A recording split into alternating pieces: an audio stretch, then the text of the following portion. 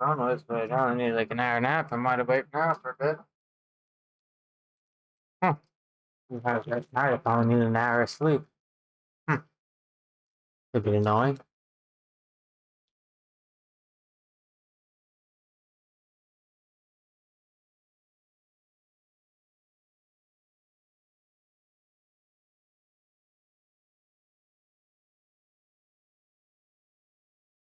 Yo.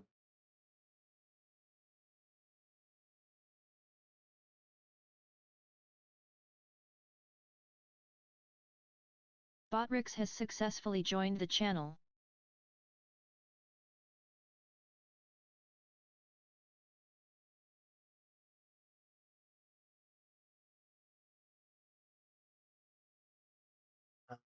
Cosplay.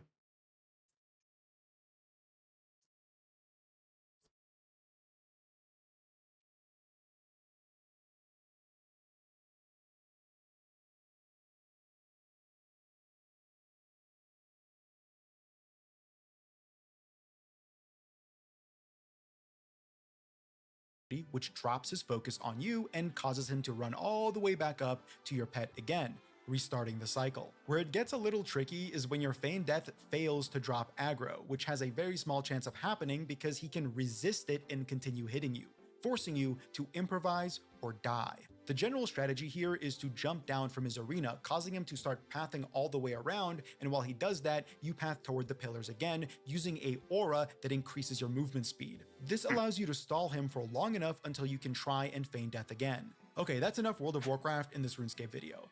There are so many different methods of game-breaking tech. I've outlined some unique skilling and PVM-driven ones, but there are methods that pertain to any player. For example, Dan plays OSRS, who is one of the many Snowflake accounts that lock themselves to unique methods of play. Through those self-imposed restrictions, they can find all kinds of interesting and personal ways to bend the game's code to their will. In this case, he found that by luring an enemy to their max wander range and causing them to get stuck between another NPC, he can flinch them with no attack delay. Flinching is yet another OSRS specific mechanic wherein you exploit the way attack initiation works. When you attack a non-aggressive NPC, their retaliation happens one tick after. So if you attack and step out of the way within the tick you attack them, they can't retaliate unless they can path to you. This goes without saying, but this works for melee enemies only, not for ranged ones. Keeping this mechanic in mind, by dragging the NPC to their max wander range, they will eventually start pathing back to their original spot, but because they're stuck behind another NPC, they will prioritize trying to path back over retaliating against you. I can go on and on about all the weird and wacky mechanics in this game, discovered by players and retroactively validated by the developers. None are particularly mandatory to your moment-to-moment play though, but each one adds just a little bit of optional spice. They're all exploits though, right? Clearly none of these things were intended, and each one comes with a ton of advantages. From being able to kill one of the most complex bosses in the game with virtually zero supply use, or more than double the amount of experience per hour you're gaining in a single training method. Each one twists the game's mechanics to the player's benefit. So why haven't they been removed? That really is the question, and it's a relevant one too, as there have been instances where certain player-driven discoveries are patched out or even punished. This year, another content creator, Rendy, got his account rolled back for figuring out a truly bonkers method of maxing the Slayer skill without ever engaging in combat. What ensued was a ton of player outrage. After all, whatever the method that was discovered was clearly not damaging the game any more than any of the other methods outlined above are. Arguably, it was even less damaging considering like only a half a dozen people even knew what he was doing. I certainly empathize with players and Rendy himself for facing the brunt of what is clearly a pretty confusing decision, but I'm similarly sympathetic to Jagex as they are in a lose-lose situation. The OSRS precedent is supporting these discoveries, but there is a limit to how actively powerful they can be. Another relatively recent example is the Robo-Spear method for killing Yama, outlined through a video made by the content creator Jeremiah855. I won't break this entire thing down because this video is already long enough, so you can watch it for yourself by clicking the link in the description. You will also find all the other content creators mentioned there too. Both of these methods were punished in some way, whether it be through rollbacks or by just nerfing the method itself. It was deemed too powerful compared Well, that's the issue, right? Compared to what? Whenever these decisions are made, there is internal calculus that must be thought through by the developers, a weighing of the amount of skill something takes as compared to the amount of benefit it provides. And that line is muddy and ever-changing. Like that Chinchompa method we discussed earlier in this video. When done optimally at this red chin spot, you can push over 210,000 experience per hour. Pretty impressive. But I if I can. had to wager a guess, if you were to triple those numbers, effectively increasing the experience gained by 10x, it might have been adjusted.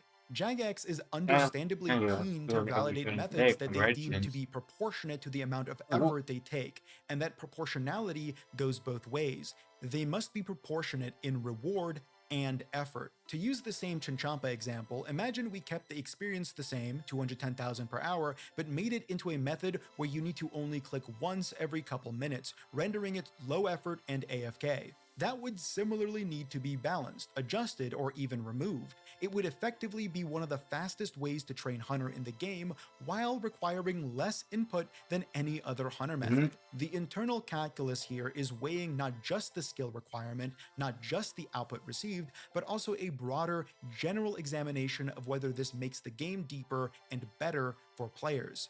I guess you can say that some exploits are balanced by the skill required and others remove the skill entirely. In game theory, those latter methods are called degenerate strategies, methods of play that are both unintended and remove meaningful choice. If that fully AFK 200k an hour Hunter method existed, then there would be no meaningful choices left in the skill itself, as everyone would clearly flock to what is demonstrably the chillest and easiest way to train. By that same token, automation and macros are banned. Through automating a process, you eliminate players' choice and flatten the skill curve of the game. These are all exploits in their own right. Some just create player expression, and player expression is the heart of the player-driven authorship of OSRS. Authorship is key. Players have the freedom to express themselves through discovery and create the unique language of the game through that. Something I really love about tick manipulation especially is the role it plays in the game's meta. It's a contentious topic with a lot of players truly disliking this portion of the game, and if you are one of those players, I hope that after this video maybe you can get a bit of appreciation for it, if not do it yourself. The existence of tick manipulation allows players to create activity where otherwise there is none. It's a form of agency.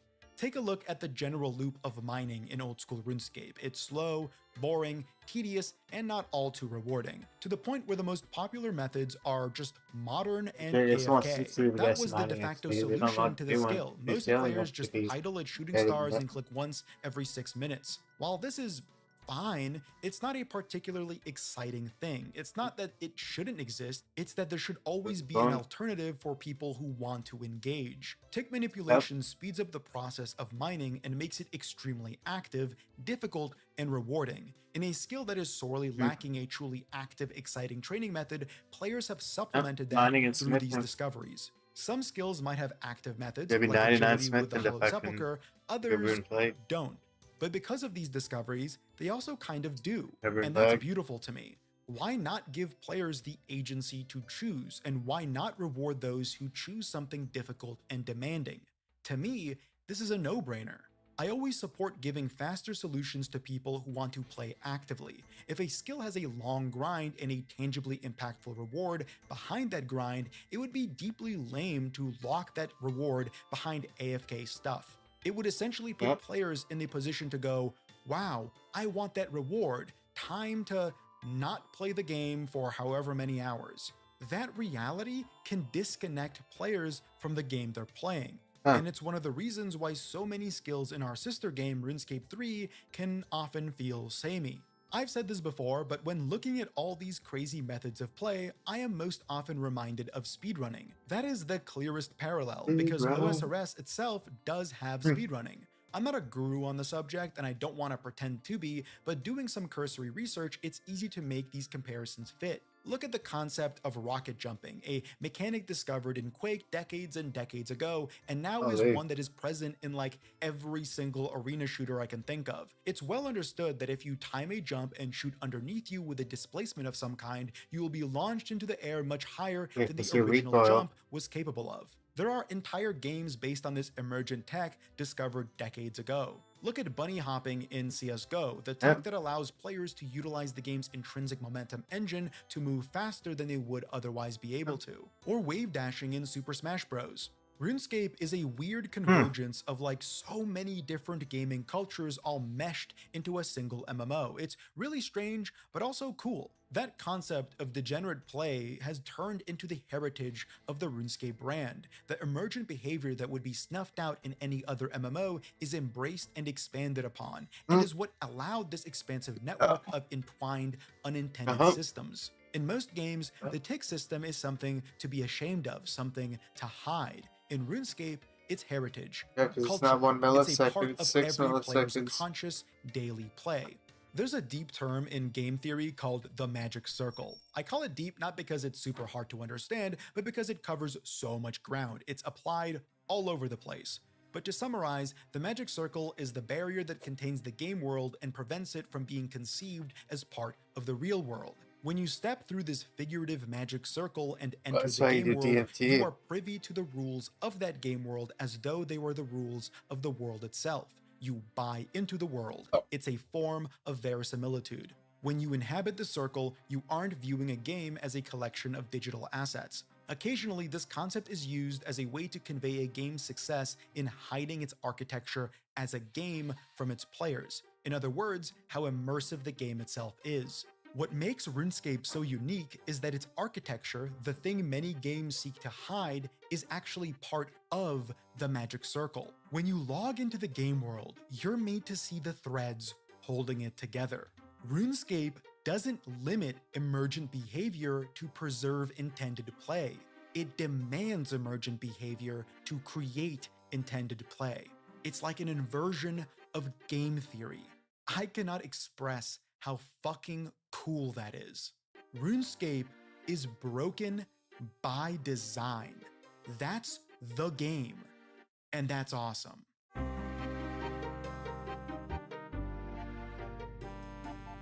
Thanks for watching, and a special thanks to the channel members. Also, all the content creators who pitched in, especially Port Kazard, who spent like hours breaking down some of the game's most complex backend processes to me. So with that said, I'll see you in the next one.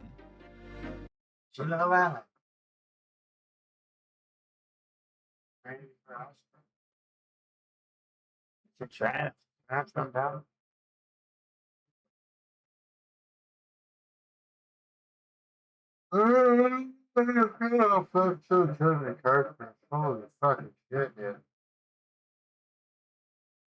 Stole the car. I don't know, in Montreal police under investigation of ongoing racism and corruption scandals. Good, dude. Get the fuck. Yes. I know who they're exactly talking about.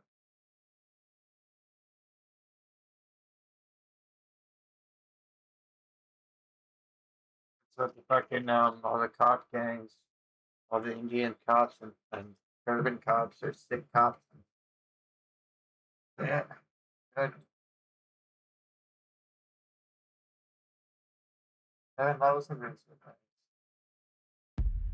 That's different. This is our A first video like tier, this for a the while. best tier, the tier that you're either going to quit at or grow out of nearly immediately. Let me take you on a tale here. You load up Rooney for the first time, maybe the first time in a while. You might have played in grade school, maybe you saw like a soda poppin' stream or something. You're on Tutorial Island, you're chopping some trees. What's the wrong game, dude? Which one of them?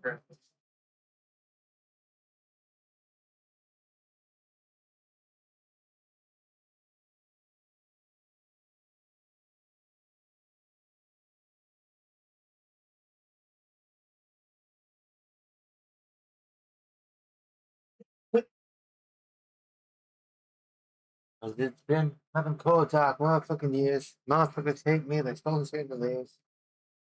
You're burning down those trees, you're catching shrimp. Eventually, you're moving a little bit too fast. The shit's a little bit boring to you. Why do people even play this game? Oh well, you made it this far, you might as well finish the tutorial. Boom, we're in Lumbridge, where it all began. Or for you is just beginning. You should quit now, but you're not going to. The world is your oyster. Under the crippling anxiety of choice, your head is spinning. What do you do next? There's so many potential options out there. So with everything at your disposal, so many different potentials. Now, most of you are pretty experienced in the game. You know, this isn't the most exciting. It's not super sexy, but every experience at this point is a new experience. And like most of these are like core memories for me when I think about RuneScape. Your first few levels, these go rapid because you need almost no experience to get them. Your first time killing goblins for coins, going through the El Kharid gate, just to realize that there's nothing on the other side of it for you yet. The first time getting killed by those wizards south of Varrock. Pretty much everything here is a rite of passage, and the progress here is fast. As your levels go up, your bank goes up with it, you start to set more goals, and at this point, you're properly hooked on the game, you start to figure things out, and we kind of just fade into tier 2.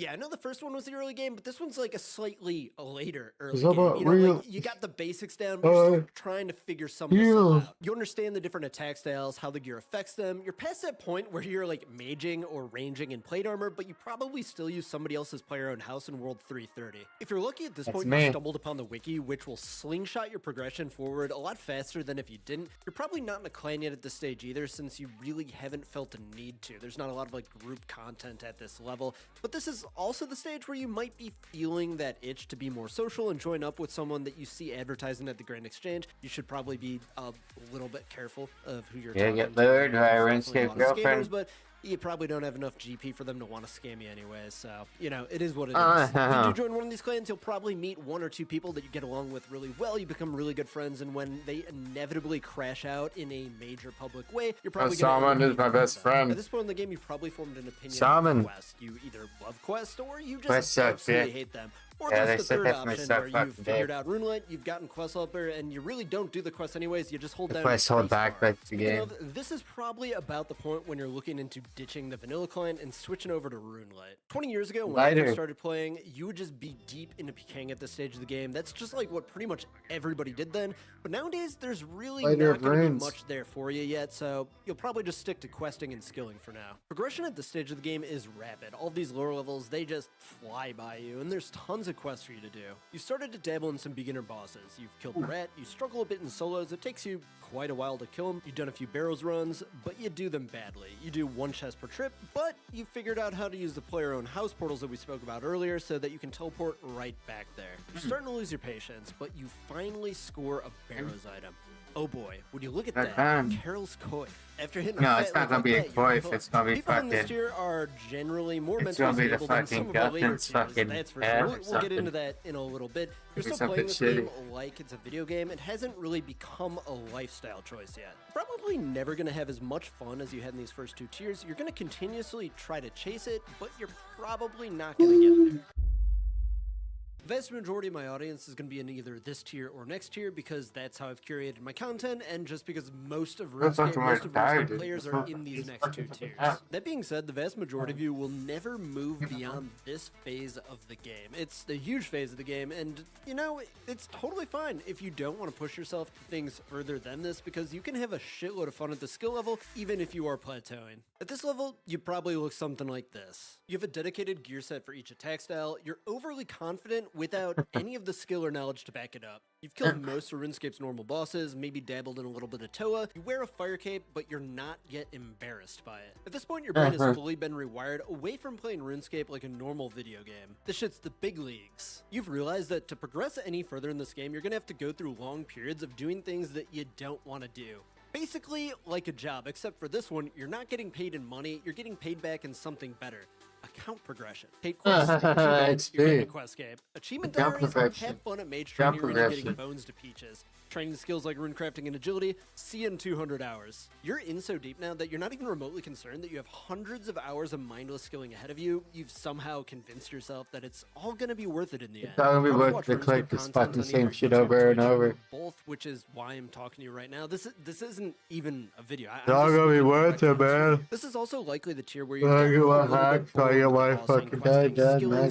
started to dabble a little bit in PvP. Maybe you started anti-PKing, Yeah, probably a PvP few or sucks in more this rounds game. of LMS. Some of you are going to love it, some of you are not. I think PvP is a ton of fun, but I get why it's not everybody's cup of tea. I talked a little bit of shit, but in reality, this is a huge part of the game. It's a great part of the game, and a lot of you are But in probably RUNESCAPE, feeling it's like shitty. you're stuck in the mid-game. When it comes down to it, the mid-game is really just a mindset more than anything. There's a ton of you who probably have the levels and the gear to blast in the next tier. You just need somebody like me who's going to bully you into getting your Inferno cape. I'm way farther with the end game. The end game. This is the end of the road for a vast majority of you, and for really good reason. I don't really think that most people should be aspiring to go beyond this. You can basically do all the content in the game, and you don't have to be stressed by upkeeping a Zuck Helm or doing any other extra bullshit. And this year, you have your Infernal cape. Maybe you've even gone so far as to get a second KC just to prove that you didn't buy it, even though you probably paid for that one too. You also managed to get your quiver. You've also realized how dumb it is that the buy limit on those shards is so high that you had to spam your clan to get people to come help you out to get it blessed. You've killed every boss in the game, and the Theater of Blood has given you an ego which you almost definitely don't deserve yet. It's just a part of the culture though, so you had to adapt. Your Discord profile picture is probably either a picture of you with your girlfriend, or maybe the logo of your washed up YouTube channel. Either way, your life is completely out of balance, but you want the people around you to think that you have your shit together. That's what the whole wife or girlfriend profile picture is about. You want others to know that you're not actually a loser despite your 400 days of gameplay time. Your gear is sick, your shit's all kitted out, and most of your time is spent either maxing out your skills, bossing, or raiding with the boys as God intended. The best part about this tier is that you've pretty much conquered everything, and you really only need to visit 2 places in game. You have the Grand Exchange and the Theater of Blood. The goal here is really to build up so much bank that you have everything, and that you can just cut the Grand Exchange out of the equation, just split people out of the cash stack, and just never leave the top bank. You can have a ton of fun in this tier. This is probably my favorite tier, just because you can do all the content in the game, and you can probably do all that content pretty well. But once you've done all that content hundreds if not thousands of times, the game starts to get a little bit stale, which leaves us 3 different options. Option 1, you get deep into PvP. You start killing people, you get really good at it. You just become an absolute demon in the wilderness. Option 2, you can make an Iron Man and do it all over again while explaining to others how it's so much harder than Iron Man, by the way. Exactly the same. Or you decide to go for GM. Or you could also just quit the game, but we both know you're not doing that. So you did it. You got the Zuck Helm. You are the Moon Master. People from the previous tiers think that you're crazy good at the game. It's like some mystical achievement, but you just spent that last month in the Combat Achievement Discord around people who are actually good at the game, and you know that you're actually shit. But seriously, I'm a hair above disabled, and I was able to get it. But afterwards, there's this relief you feel. You're done. You've done everything there is to do in the game until the next boss releases, and you have to decide whether you're going to upkeep this damn thing. Hair on like fucking Odablock and fucking everyone else. Equip it. I can't even do Slayer unless I want to do a whole new helm. Never mind, I like literally couldn't live down that comment, and I spent the next 20 hours getting this thing back. Honestly, they should delete Perfect Doom. What a miserable task. There were so many times where I was just like right at the end there, and then one melee grub goes in and ruins the entire thing. Terrible boss, terrible task, delete the whole thing. Just kidding, the boss is pretty good, I'm just frustrated. And this right here is why you probably shouldn't have had that relief that you feel that I said a little bit ago, because it's gonna get taken away from you over and over again, and there's gonna be this weird OCD-like thing in the back of your head that's just gonna like compel you to try to upkeep this thing. It's totally not worth doing, but you gotta do it anyways. In this tier, a large amount of your time actually goes into figuring out the best bank standing outfit. There's many different ways you can go with this. You can go, I like to do as goofy as humanly possible, just put on as much dumb shit as you can, as long as it kind of matches a little bit. Because really, at this point of the game, you kind of beaten the game, and a large amount of your time is now going to be spent standing at the bank doing showing off. Going back to the Discord profile pictures, showing off your account. Late game staples are going to be here a lot. You get the wife pick, the cute pictures of your cat or dog. But what you're going to see a massive increase in is the questionably aged anime girl, or potentially even weirder, the ones who will have their entire Discord profile dedicated to like some K-pop girl.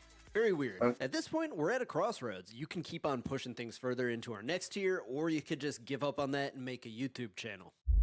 Honestly, not too much to say about this tier. It's not overly interesting unless you're like kind of in it, if that makes sense. Kind of like the different tiers, like the fucking first GM done is kind of the gateway to the high level content, the high level community, and what that really means. The World 1 free to play E-Girl, Theater of Blood speedruns, and to a far lesser degree cock speedruns, and I'd like to throw in an honorable mention to competitive bank standing. Really, pretty much everything that this tier boils down to is just doing the hardest things in the game faster than other people. I think this is also a good point to Yeah, sprinkle in a competitive lot of bank the standing hot is players, just probably fucking like a lot of after the YouTubers and Endgame. streamers that you know who do the This is DK Steven, you content. missed You could some probably put them banger in this tier fucking video, too, dude. especially when a lot of them like I tried finally to get got a game and unique everything. video Like, it wasn't recommended that to me. difficult for them. After all, like fighting a person, having to like telegraph their moves, read your opponent, and react to that while killing them is, to me at least, a lot more difficult than fighting a monster. But hey, maybe that's just because I'm bad at it. One of the things that is most interesting about this tier, maybe the only interesting thing about this tier, to me is the social aspect. There's a severe mental illness that's fully metastasized at this point, but it's extremely well hidden among most. Yeah, And I do have to PvP admit is that if extremely you do social. look around the different discords, we do raids, stuff like that, most of the And unhinged endgame is really lunatics and raids. extremely public crash outs Extremely come from endgame is. endgame and mid-game players. I mean, the most obvious reason is that there's just way more people in the mid-game and endgame than people who are going for like world record inferno times. So it's just more likely to encounter them freaking the fuck out than it is the like 7 people who care about any of this. But I do like to think that the high-level community is kind of split down the middle between people who are completely non-verbal and those who are just really adept at hiding it. The other thing to think about is that a lot of this endgame content does revolve around keeping social ties with other players. If you're just an insufferable cunt all the time, nobody's gonna want to play with you. One of the biggest tells here is that people will tell you that they are retired. Retired from what? It's a video game. Homie's out here with a pension plan that pays in Doritos. Anyways, not really the most exciting tier unless you're into doing the same thing thousands of times in a row.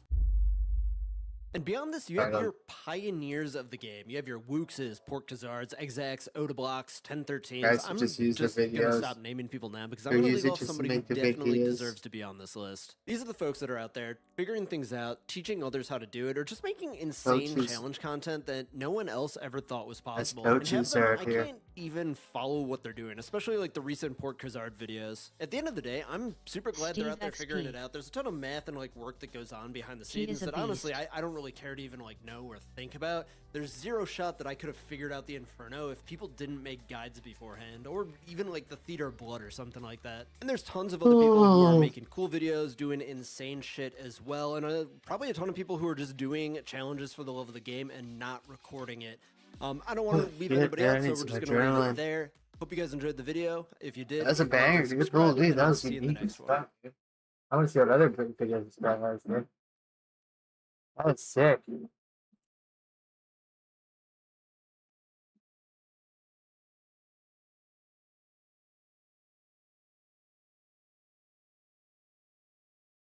Oh.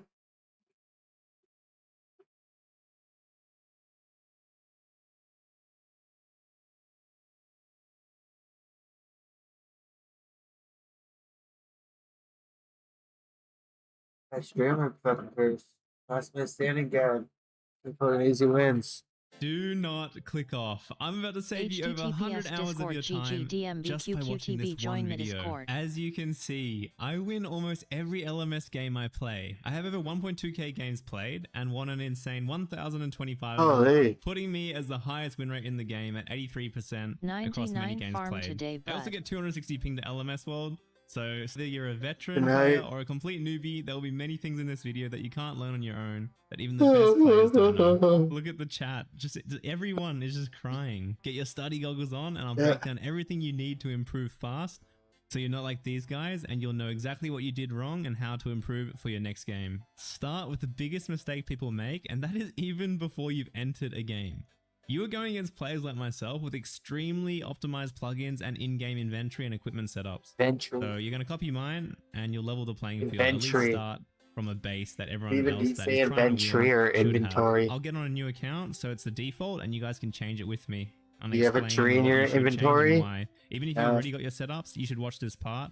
You Because say there'll be some things that inventory you or probably haven't thought of. inventory? I'm on a new account. I haven't got the setup yet. So if you haven't played LMS yet, you're just going to have to talk to me Steven to knows start, fucking and she'll everything, so teach you how Steven to knows do the right it. So pronunciation. do the tutorial and then meet me back here to do your setups.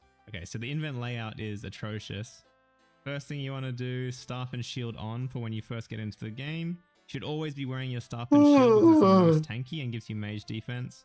We're also going to put the brews over here like this, and then put the potions like that. Okay, and now we have it. Yeah, So inventions this setup is loaded. already complete. We're on Ancient Magics, which is good, and we've got the two-way switch. Okay, so now let's go to the Zerk setup. Inventory. The setup is very awkward. Let's move this Sorry. down if we can. We'll put our whip and defender. No on the trees in your side, Tory, and you'll Steven? notice that You across don't got a all the tree in your setups, Tory? my items are always in the same Okay. spot. So you want your bruise in the same location, your dagger and special attack weapon on the same spot, and then your potions as well in the same place. So that if you get into a sticky situation, you'll have that muscle memory to snap to it and eat, so you don't die. Make sure you put your tank No on when tree you in first Tory spawn in. bud. As well right, as brother. a lot of people making this mistake, they put the Tome of Fire in for the mage bonus, but the stats of the tome is not worth the risk of getting hit off shield. It's just not that good of a mage book. As you can see here, you just don't have the time. You need to walk under them because you'll be under when attacking, and you need to get your tank on instantly. Otherwise, you just lose any benefit. What's New Zealand Day? Alright, so quickly before we Inventory. continue, if you've already been spending hours on your phone playing games, well, you might as well The get 6th of February. Does So, T sound Same right? thing once again, put your 6th of potions in the February, same okay. location. And I have my room patch in top right, like this. Put your sharks. Wait, What you're also Dangy going to Day. want to do is make sure that your Dangy. crossbow is always on this square. Ranged weapon Nice, will be dude. here. Once again, There's make one sure that because your tank Canada's gear is on. is July 1st and And we're America putting Day is everything on the same squares as before. Canada Day is we don't have a defender in July pure, 1st but I and still put America the Day dagger is here, July not 4th. on top of each other. Always have the Those items are in when the New same Zealand location. If we is. pick up an item like a bofa on the main, it's going to go where the crossbow goes. Okay, that is all three setups, as you can see. And now we're going to go into the actual account settings. And you're going to go to vials. And you're going to make sure that this is not on. The problem is if you smash those vials, these potions are going to disappear. So if you use a two-handed weapon, your shield's going to go all the way up here. Whereas currently with the vials like this, your shield will always go to this slot here, which is very, very nice. So you can consistently build that muscle memory, clicking the same spot. If your client looks like this, it means you're on resizable mode. Make sure you go to settings here, this third one, and click fixed classic layout. Reason being, in PvP, you want your inventory as big as possible to click your items and to have it as close to the person as you can. There are a lot of important plugins that you guys need, but before we do that, let's have a look at the items that you should be picking up and that you should completely ignore in LMS.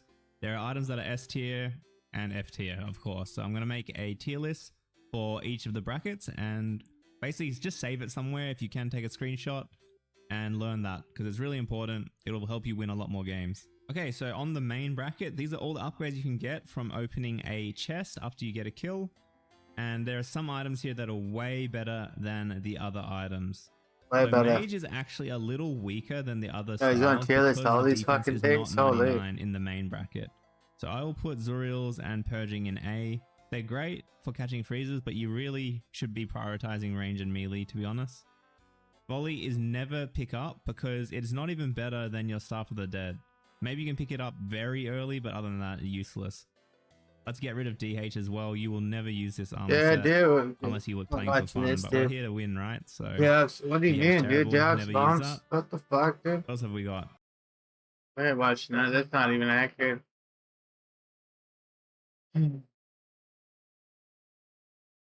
welded two cars together and made one huge car. Is that going to copyright me, dude?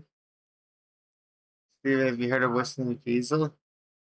Does he don't copyright me?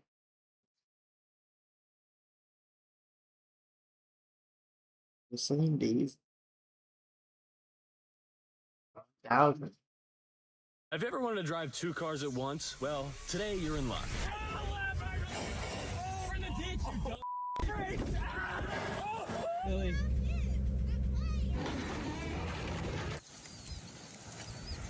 Let me show you this highly detailed CAD mock-up I have on my screen here. This is kind of what I had in mind. Wrong slide, wrong slide. What? Wrong slide. Oh, there we go. Nope, still the wrong slide. One second. Dude, it's pretty What good. pictures do you have? Here. This is the dual driver car. We're going to weld the cars together. We're going to remove the inner wheels on both the cars, and then one person will be able to drive each car. What cars are we using? I was thinking about this. We need something Lightweight, fast. I bought something in Marketplace. Let me grab it really quick. Oh shit, nice. The shitmobile. Nice. 1985 The Yorker. Cadillac Fleetwood Brigham d'Elegance Edition, which is the highest trim Shitmobile. level for a 1985 Cadillacs in this entire year. You wanna hop in? Hop inside. Sure, yeah. Can you see the elegant velour ceiling and leather seats? And just like elegance in this interior. I bought this for $3,500. Listen to the gas gauge when I turn on. It goes, survey says, winner!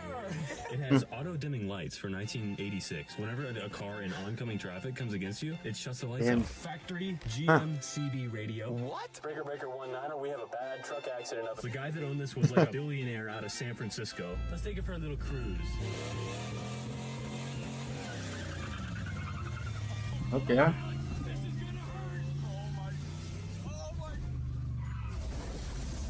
my god, it's so smooth. I'm in. This is better than like a pre-runner, bro. Oh my god. Oh my. We knocked our exhaust off.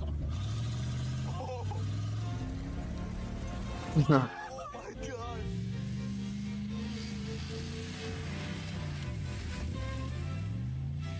You guys have to be American, dude.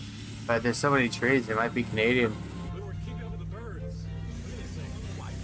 Canada's lots of fucking trees. There's like provinces that are all fucking trees.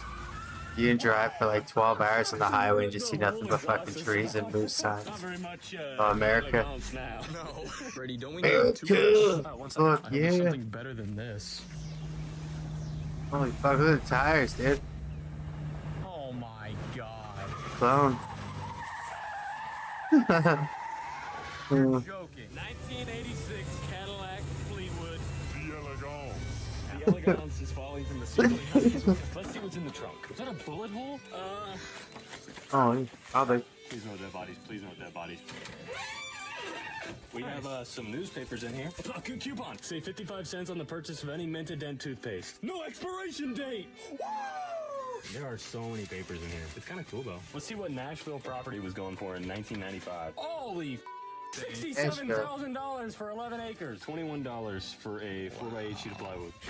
It fits so many dead bodies. Paperwork. Gotta get them off the ground. Get that C-channel welded in. We gotta remove the inner tires on both the cars. I think we're ready to get to work. Alright, so what I'm gonna do here is I'm gonna weld the drum to the backing plate, and then Just put the welder to steel, bruh. Let's put her in drive and see if only this will spin. Nice. Oh yeah, we're in business, dude. What are you guys working on? Need help? Lock those wheels and then weld them to the fucking. Use a bar to weld them to another fucking car.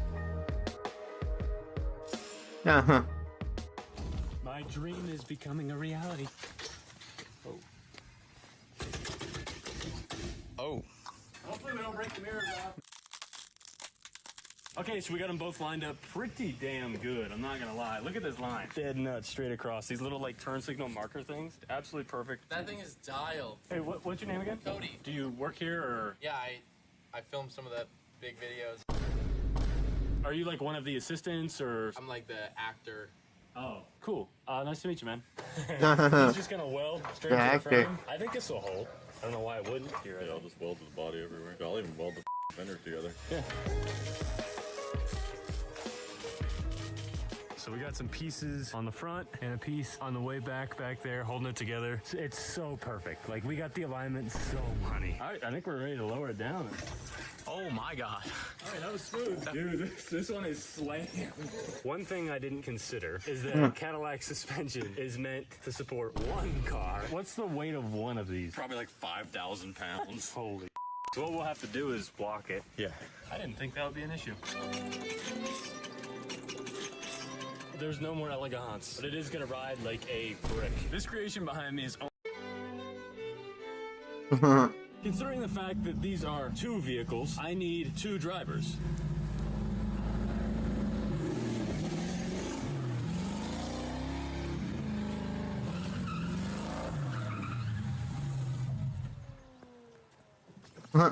Oh my god, bro.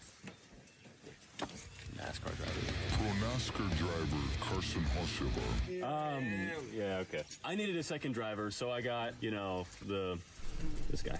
NASCAR driver. So it's actually funny. The last time I had him in video for the $500 cheap car challenge, he was a bum. Found him on the streets, and all of a sudden he wins the next race he's in. Leaders coming to the line. First time winner, Carson Hocevar. And now he's a big deal. So yeah, they're making theme songs and everything about Rock You Like a Hurricane. There's sponsors all over. Before you were born. That's not your song. it was just early. Do you have any idea what I have underneath the tarps here? Yes, you told me. Underneath this tarp here is automotive excellence. You're going to be amazed. 1985 Cadillac Fleetwood Brougham d'Elegance.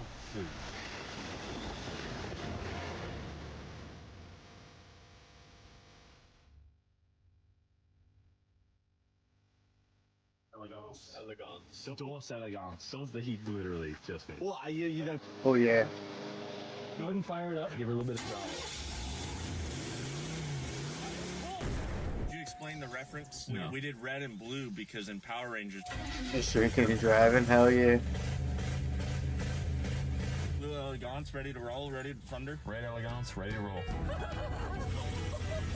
This is actually relatively easy. It really is.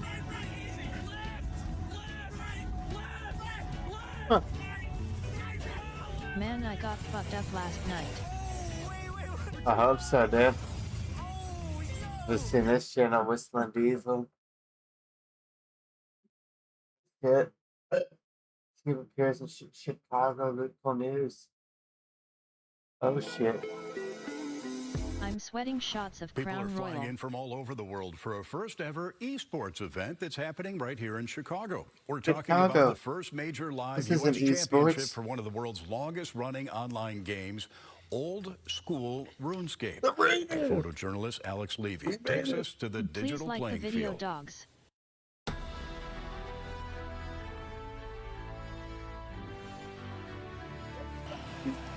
Steven, fuck up.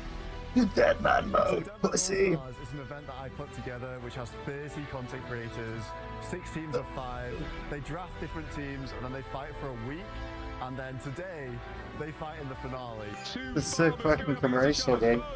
Yes, solo mission. Mr. Mammal sends in a beautiful javelin there off prayer.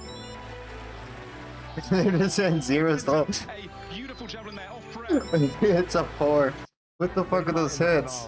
2 farmers going up against each other. Foe versus Mr. Mammal. Mr. Mammal sends in a beautiful javelin there off prayer. It's an internet thing on each other. Knowing Chicago don't give a fuck about this game. It's sick though for me to see. Wait on me. Getting creators down to an event like this and just Boaty.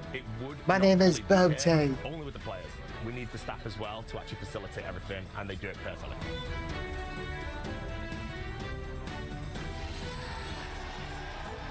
Yes, man. The caster. With me. It's such a whirlwind being in areas like this. You know, we've been at a pre-mixer party last night. I've been meeting This guy's fans not in the creative queue at all, dude. outside, He and couldn't everyone's creative. so He couldn't find a excited way about to the a favorite paper team that bag. they're rooting for. I've been encouraging them get shout Who the out. fuck's you know, this in guy, crowd. the I wanna creative get shout 'cause I director? wanna hear the energy. God damn. Creators forget it takes an army for them to be where they are, I was man. looking at the venue, I was looking at everything. So we all quit there, It nothing doesn't feel real, but. It feels like a dream. We had a fun week. It's going to be a very fun day Sick today. PCs, I think dude. everybody's been enjoying themselves. And it does feel like a dream being here. Sandwich lady.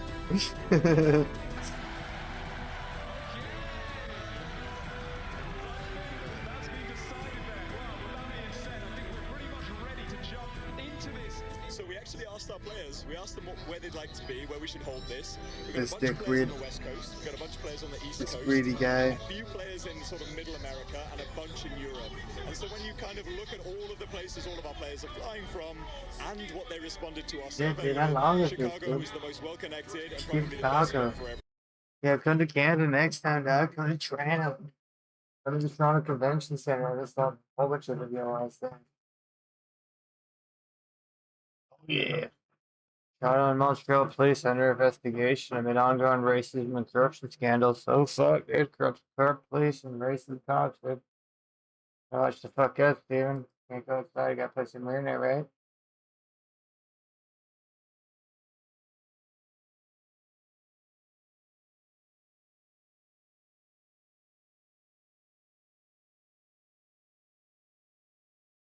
Oh.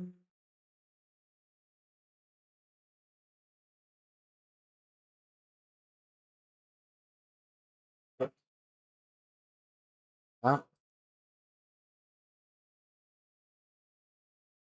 It's void worth it, dude. Shit, I built a vending machine on a go-kart. Nice, dog. Holy.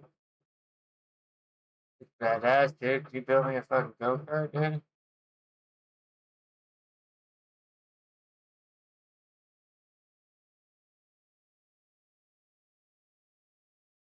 Your boy did. Mr. Cat videos. So you're the police chief? Police department, yeah. This idiot, he was going too fast. Shut up or I'll put you out of your misery right now. I don't think I can get in there. At least I got traffic diversion. He's got a little bit of blood hanging from the head. Other than that, I'm trying to keep him calm. Yeah. Hey, I'm sorry, sir. Did you see what happened? Yes, these guys, sorry, my English is not good, but I tried to explain to you. Sure. These guys coming from all the way. The guy in the Buick. Yeah, and he fence, peace sometime, and he this guy. Was this guy in the black car speeding or something? Yeah. Relax, Larry, okay? I don't know! What the f***? This is not needed to me! What the f*** is this all about? Larry, just relax. Can I talk to her real quick? Hey, miss, can I just grab a driver's license from you? Are you injured or anything? Your head? I can't afford kids that they kill a stranger for fun. At this very moment, 4 young kids have just crashed a car into this store. As they rob everything in sight, they are about to spend the rest of the night driving stolen cars and terrorizing Albuquerque until their crime-fueled joyride spirals out of control. Are you guys recording me? We're here to start property. Just bump in, bruh. Like 15, 20. Because in the that's the guys that hit the bike. They would run this man over, all for the sake Riding of the having bike. fun. Now it will I remember become a race this. against the clock to catch these 4 monsters before they take another Holy life. shit. Oh my god, I don't want to watch this. You're gonna have to watch it. They're trying to get you to London. You drove it around. You crashed into Mr. Habermill, killing him. Well, I didn't know the guy died. Law enforcement in Albuquerque, New Mexico were alerted to a shocking scene on May 29, 2024. It was the lifeless body of 63-year-old Scott Dwight Habermill. Beside him was his bike, which was badly damaged. Scott worked at the Sandia National I'm terrified to go on and the was heading there fucking. in the early morning to start his shift. Though he stuck to the cars dedicated riding bike lane behind and me. had sufficient lighting to show where he would have been, even in the dark. Yeah, So, try to just lay what them. happened to him? Investigators believe that he must have been struck by a vehicle. If it was an accident, then whoever was driving clearly fled the Lay scene. them. Police were confident that it may have been tied with a recent car theft, where it was reported that 4 kids had been stealing cars and going on joyrides together. In fact, they used one of the stolen cars they had jacked from a struggling mother to crash into a store, jump the counters, and steal cigarettes and alcohol. One such vehicle, a blue Hyundai, was found abandoned with significant damage to its front later that day. However, it proved to be quite a difficult case to crack, as there was not enough evidence that could have revealed who exactly the suspects were. All they had to go by was a video image of the car, which was recorded by a security camera at a nearby church. HTTPS Discord GGDMBQQTV join my Discord. 9 months after the Tell 'em, homicide, Steven. the authorities were tipped off about a video on Instagram featuring 4 kids acting like gangsters as they drove a car into a cyclist, knocking him off it completely. In it, they deliberately encouraged the driver to charge into Scott. The tip also included the name of the account owner. Are you guys? Yeah. Soul. You're ready to start property. Hurry up before that nigga starts. They gonna hit him hella. Just bump him, bruh. Like you like bumping? Yeah, just bump him. Go like 15, 20. Finally, after all this time, the police reached a breakthrough in the case. 2 of the Fucking no suspects were shit. identified as 15-year-old William Garcia and 11-year-old Jonathan Overbay. Both of them were on the police's database from a separate investigation in June 2024. Already, After fucking checking both 11 of their years old. phones, they were promptly arrested by police. In an interrogation room, Jonathan is the first to be questioned. Sitting beside his mother, Tina, he has a chance to share his side of the story and talk about why he would have taken part in such a terrible crime that resulted in an innocent man's death. Yes, dude. Do you understand your rights? Yes. Okay. Knowing these rights, would you like to talk with me now? No. Okay. Okay, so I'm going to kind of switch order now since we're kind of talking about this. I'm not making any questions or making any requests of you. It has to be there because it's fucking matter. There's no question about what we have. Oh my god, I don't want to watch this. You're going to have to watch it. Sorry. Did it like glitch? Oh my gosh. Oh my Someone god. got hit and then they ended up dying. Oh, it is. And then I guess, I don't know if somebody said you were there or what. That's what they're trying to get me for. I see it. I wasn't correct, that's why you see me.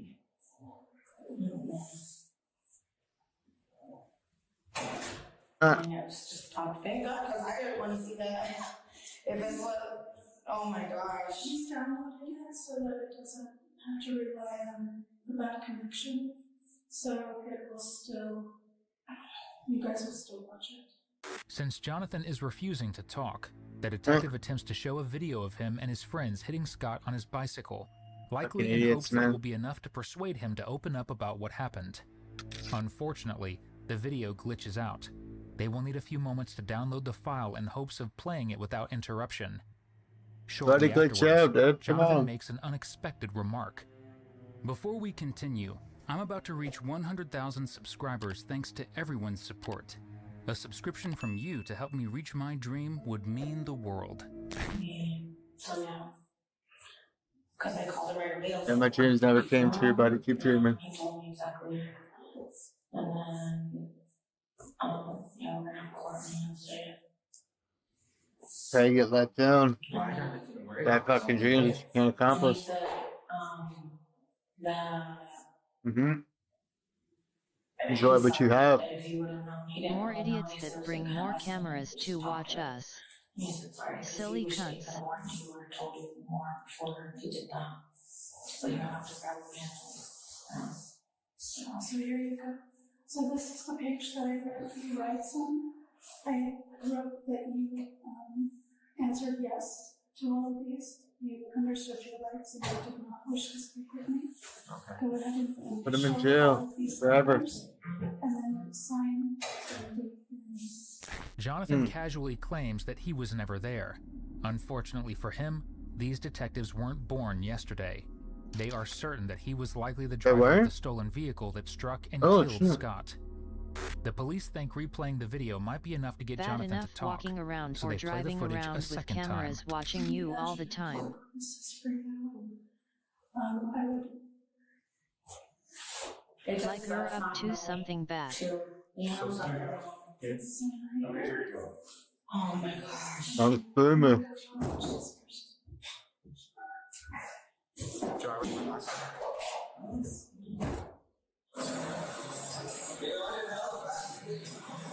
Much boomer, dog. Ship world man. Are you mad? These are falling everywhere. I've got phones falling and everything. Jeez.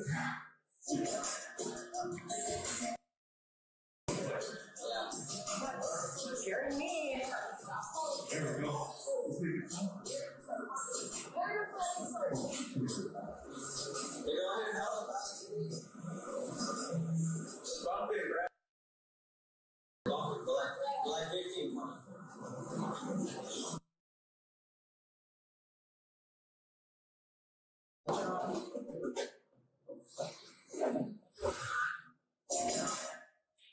Can we watch it again? No, the thing is, we're going to be not taking your cell phone and doing a digital download of the locations of the phone. Even after watching the video a second time, Jonathan does not seem fazed at all. He seems perfectly unbothered by the sight of a man dying. Nevertheless, it looks like the detectives' attempts at getting Jonathan to talk has failed, so they wrap up the interview. But that doesn't stop his mother from trying to explain why she won't let her son speak any further. That was like last year, right? That's what Fred said. Well, you probably won't find anything on his phone because they're in phones. Yeah. And this watch thing, it's not frustrating though. Every time I touch my phone, it's stress. I've been calling people and I might put it on, but So I was frustrated because I've been literally. No, you're making me nervous. I have So, anxiety. you don't have to find anything on your phone.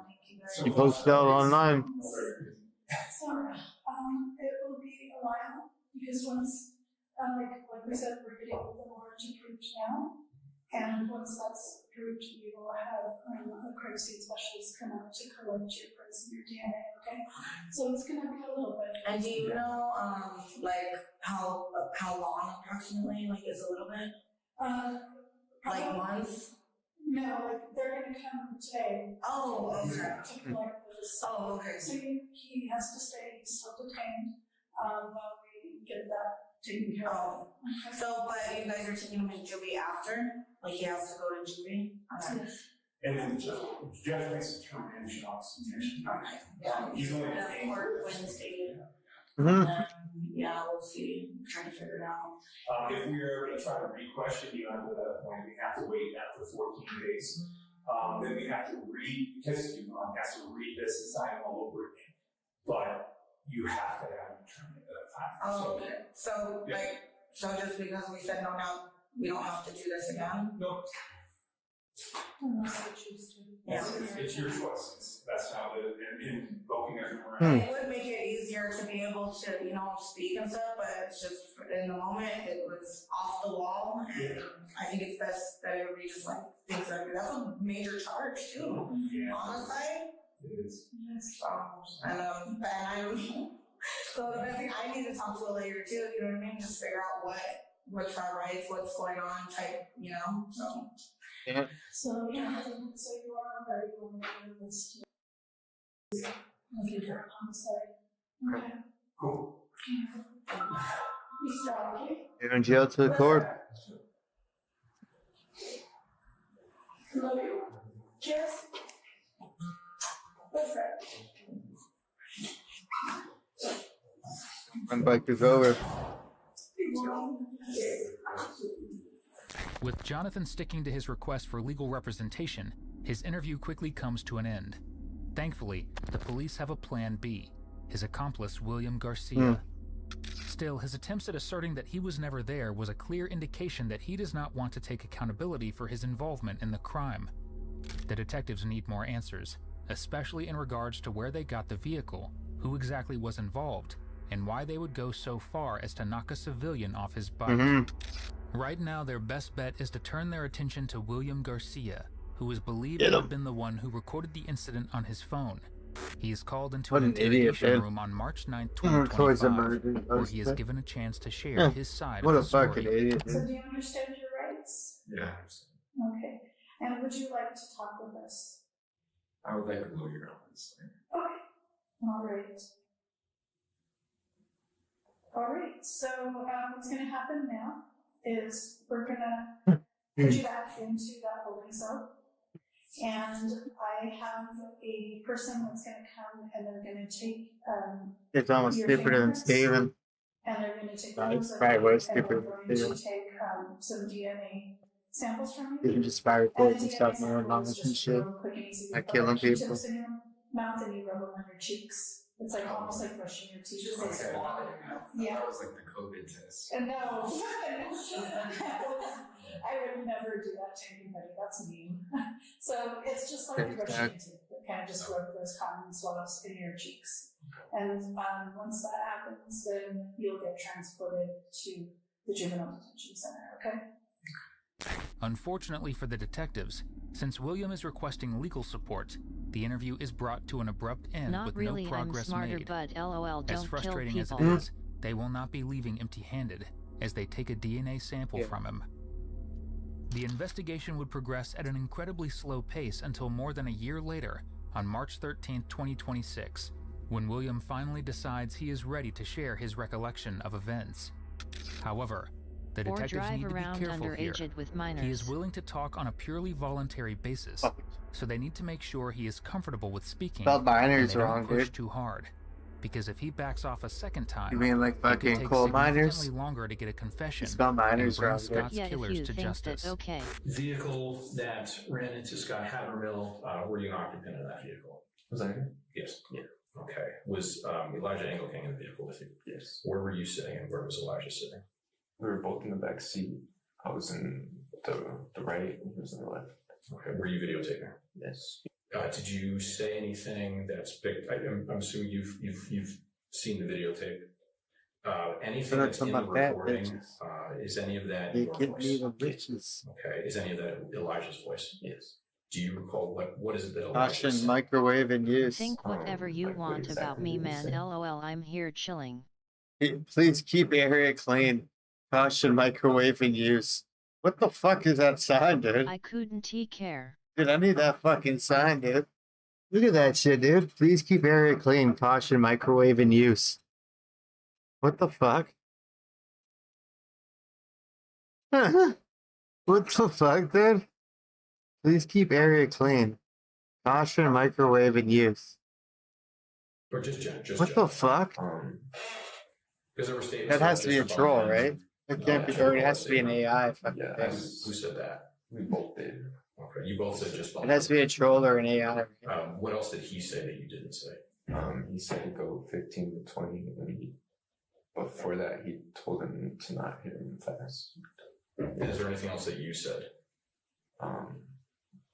No, that's all I said. So far, the questioning is off to a promising start. Not only does William confirm he was in the vehicle and was recording, but that he was indeed the one who suggested hitting Scott the cyclist. He even mentions one of the other suspects in the case, Elijah Engelking. If he continues to be open and honest with his responses, the detectives might be able to get the answers they so desperately need to crack it. Still, the best thing to do now is to let him go back to the beginning and recall what supposedly happened, starting off with who stole the vehicle in question. I don't remember everything we did that night, because it was a while ago. Well, if you buy a cheeseburger from McDonald's, will you remember a little bit more? I was with them when they got the car. Okay. And I think Jonathan got it. I forgot who got it, but he got the car. I was across the street and we got in. And we were just driving around, really. We weren't doing much. And I know we picked up Elijah at one point. And we were just driving around, recording videos of us, like, just driving records. And most of the night, Jonathan was driving because he was like, oh, it's my car, I got it. So he didn't let anyone else drive. Oh, there you go, you just got the killer. Yeah, that's what we were doing before. Okay. Where did you guys get the car? This somewhere near my house. We snuck out of my house, like, while my dad was sleeping. And I don't remember exactly where we were. But it was somebody's house. Just sneak out of the house and just walk through a bush and just teleport to the area of the fucking neighborhood? Yeah, it was pretty close. I don't remember how close. I don't remember, like, where it was, but it was near my house. When you snuck out, tell me about that case.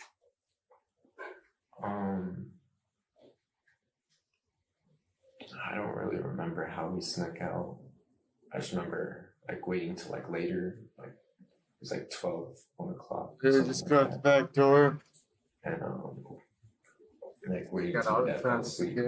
And Oh, dude, I sneak out all the I don't fucking remember if we time. went out the front door. 100 out of 10 or if we nights. went down my balcony. I don't really remember that part. Did you leave in a vehicle or did you leave on foot? We left on foot. Okay. And who was with you at that point? What's up, Squatter? It was me, Jonathan. Okay. And were they at your house? Yeah. Like they were staying the night at your house? And you all decided to leave together? And why did you? When I send Messenger, now they got phones, so it's about Because Jonathan was like, oh, let's go Read get it. MSN Messenger back in the fucking day. And we agreed with him.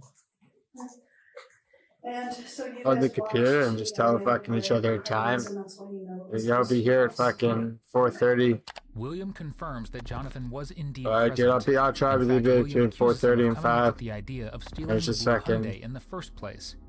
This is a major breakthrough in the case, Lost the word of and your it fucking exposes homie. Jonathan as a liar who was desperate to say anything to make the cops believe he was not involved. During the interview, he confirms that a fourth suspect, 11-year-old Messiah Hayes, was involved as well. Just days prior, Messiah was captured on a security camera robbing a liquor store. The In fuck, other words, the Messiah? suspects were more than just troublemaking kids. They loved terrorizing They were others. stupid, dumb kids. And his recollection of when they stole the vehicle pretty much proves that. You Get the said fucking that you were license. across the street and Jonathan broke into the car and got it started? Yeah. Okay. Yeah, I'm pretty sure it was Jonathan. All right. And I know that you said that Jonathan was, did you say that he was the only one that drove it that night? From what I remember. That's what these kids need.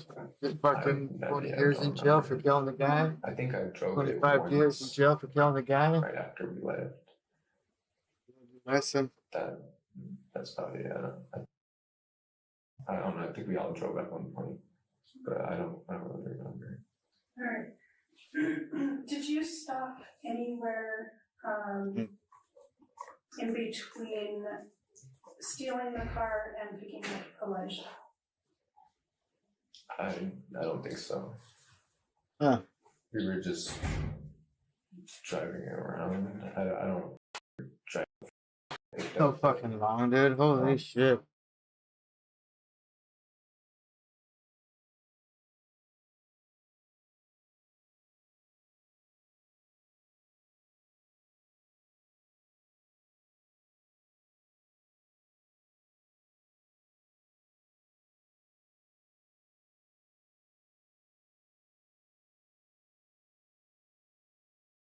Well,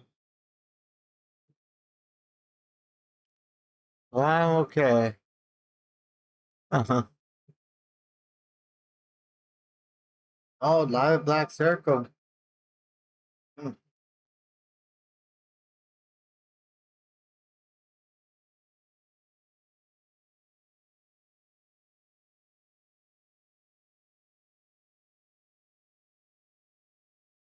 Montreal police under fire. has been shaken following a series of high-profile issues in recent months, including in Montreal, where police are in the spotlight over allegations of discrimination and racial profiling. What we saw last night is totally unacceptable. The trust has been broken. We don't think that they can investigate themselves. Community groups are demanding an independent public inquiry, transparency and reforms within the police service after several officers were suspended and others reassigned for alleged acts by officers that have been called degrading, racist and incompatible with police work. Leaders advocating for the city's black community are also calling for more training and recruitment of officers it's all the who fucking reflect Indian the cops. communities they serve. It's all the new Indian fucking thick cops. Turban cops. Yeah.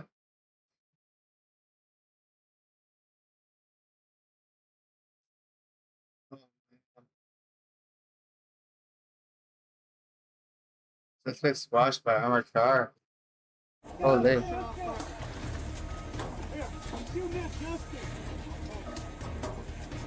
Oh shit. Hi everyone, Donut here. Today we've got a barricaded cop killer firing high-powered rifle rounds into an armored SWAT vehicle, forcing deputies to respond with what might be the most aggressive use of a bearcat I've ever seen. That's right, we got a guy getting ran over with a f***ing bearcat. This psychopath was trying to punch rounds through ballistic glass, he was hiding in bushes waiting to ambush deputies, and still trying to shoot officers while an 11-ton armored truck rolled directly at him and over him. It's pretty cool. 11-ton? Squished. Stick around because we got a couple of stories to talk about before we get into a bearcat running over a motherfucker.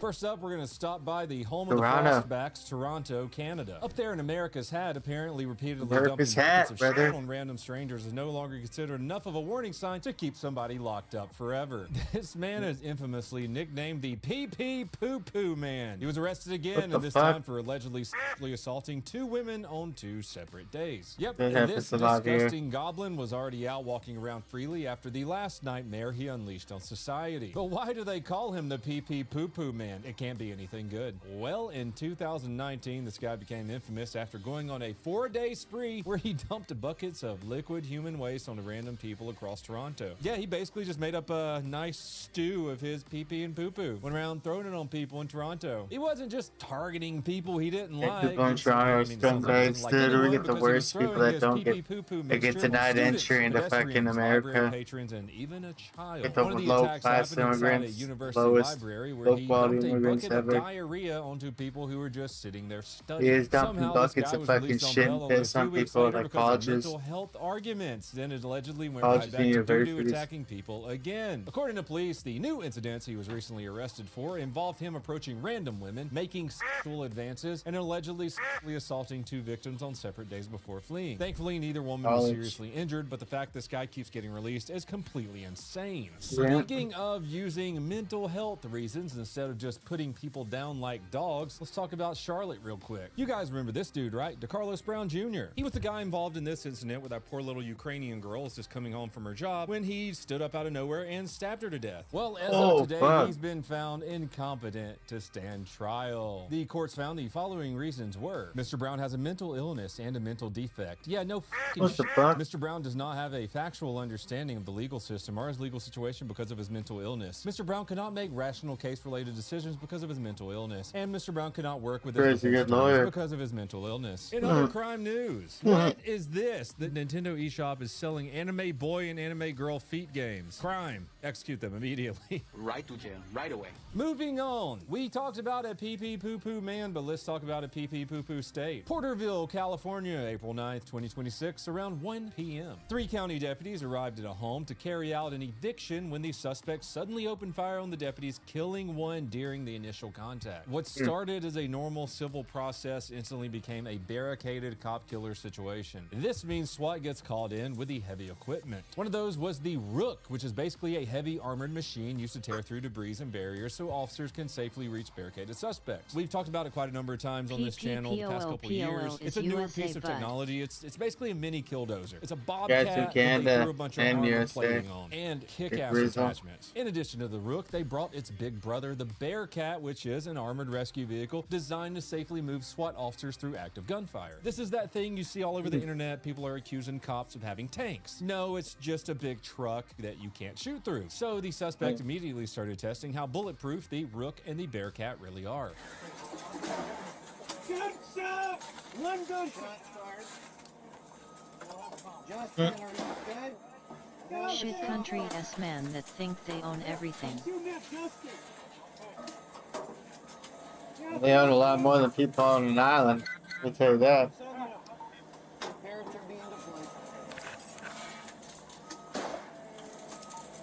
Additional gunshot fire.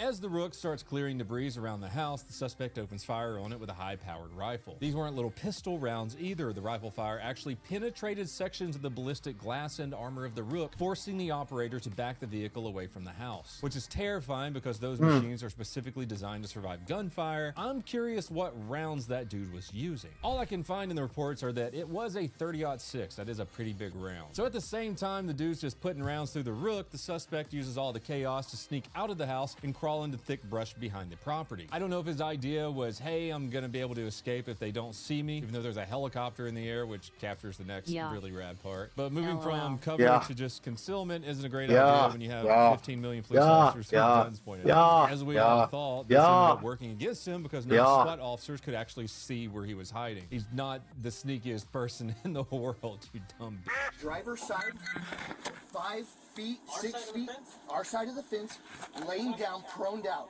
Just watch the fucking New Zealand. I was hiding in the backyard armed with both rifles Toronto and a handgun, preparing to start shooting. New Zealand World Cup. He's trying to do another ambush. The first one worked pretty good, but when people are already staring at you and you try to hide, it doesn't really work. Like a fucking toddler playing hide and go seek, and you got to pretend you don't see him. You little idiot! I can see your feet underneath the curtain. As the Bearcat moved into the backyard, New Zealand getting their ass thrown around at the driver, hitting the armored vehicle multiple times. So the SWAT dude driving the Bearcat responded in the most aggressive and hilarious way possible. When the suspect tries to steal the catalytic converter from underneath the Bearcat, the operator uses the Bearcat to run over the suspect, and apparently the suspect still wasn't out of the fight because the first hit didn't fully stop him. So the driver did what we all wanted to see. He backed up and just ran the dude over again and again and again. On the third hit, the suspect was finally crushed by the Bearcat. This may be the first time I've ever seen a SWAT team use a Bearcat like a beast. I know we've seen plenty of videos of patrol cars smashing people. I don't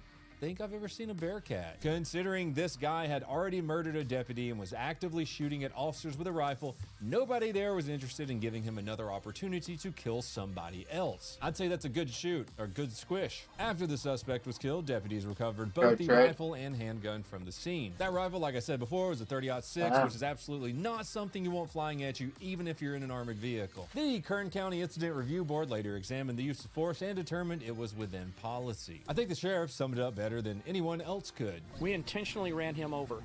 Don't shoot at cops. However, mom brings your baby to a drug deal. See this, son? This has been American made for a while.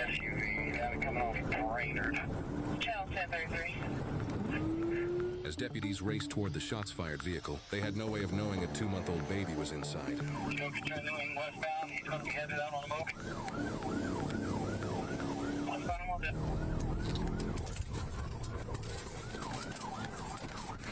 335, I'm going to take up the pursuit from here. We're going southbound on Agent Cody Banks. Agent Cody Banks, let's get it. Grandview at Gadsden. Banks Squad, Agent Cody Banks Squad. Are we in Oklahoma, dude? Holy. This place is redneck as fuck, dude. Trucks all over the place, firearms all over the place, barns all over the place. It's probably Alabama, actually. Unknown state, Henry Frank Mary 071. It's Alabama. Can I pit it? Yeah, Bama. Called it, dude. Called it. It's Bama.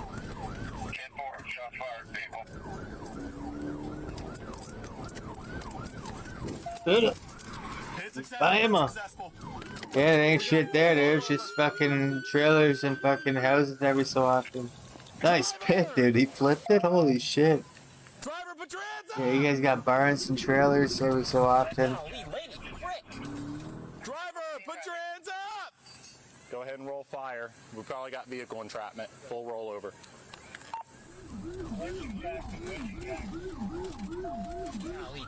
The Camp Bell Squad. Camp Bell Squad and the Agent Cody Banks Squad. The Agent Cody Banks is first on scene. He's the one that flipped the guy. His pit maneuvers are just fucking different, dude.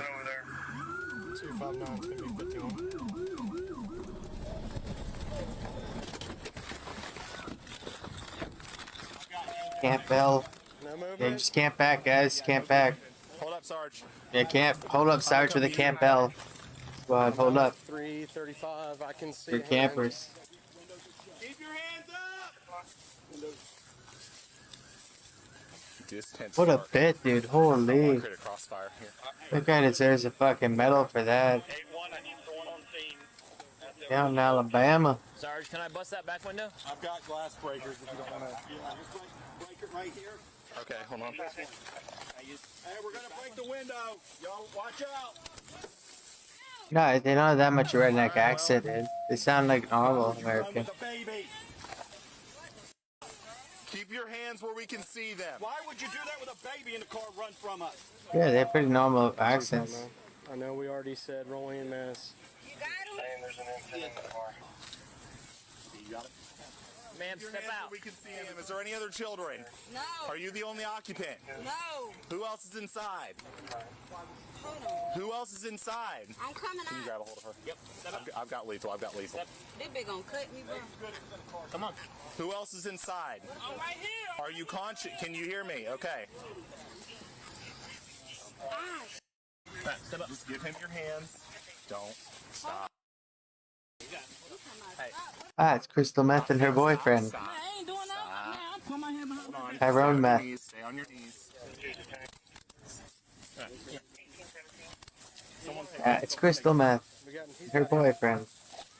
Other passenger, step out. Ain't nobody else in here. Hold on, I can keep my phone. Now chill out. Give me your phone. Give him your phone. No. You're losing. Hey, chill out, bro. You don't need that phone. Grab me again, bro. You know, Bam, you don't need a phone. Ain't no chill out, bro. Don't do anything stupid. Come on. All I need is to go down backwoods with a gun and a fucking an axe. Dude. An axe and a gun and a fucking ATV. This is Alabama, brother. Look, my shoulder already out of place. Ease up, for real. I ain't got nothing on me. You ain't even supposed to search me. My policy, we can. When that policy passed. You ain't supposed to search me. You ain't supposed to search me. My baby daddy come get my baby. Alright, can you move your arm? You gotta step in. There you go. Any injuries? The baby seems fine, but we're going to get checked out. Thank God. He was in the car. Thank God. Why would she? That's a crazy pit, dude. Holy. Flip the fucking car right over. It's Cody Banks for the win. Okay. Well, we missed the. You don't see a pit like that ever, dude. Flip the car right the fuck over. Want me to take the kid? 335. You can just update fire. There is no more entrapment. He in the seat? He was in the car seat. I'm holding this way, supporting him, so I'm not moving his head. Well, baby's going, mom is going to jail, and baby's going to be an infant orphan. Infant orphan. Infant orphan. Some sort of rifle. Looks like a BB gun or something. BB gun? It's got a magazine in it. So no, that's probably a BB gun. It's got a magazine. Oh, I see what you're looking at. Yep. That's a real gun. Oh, that's a real gun, That's gotta be a real gun. Yep. What's your name? Hey, look at me. What's your name? Alexia. Alexia what? Goble. Okay. My brother pulling up to get. Well, we'll figure that out here in a second.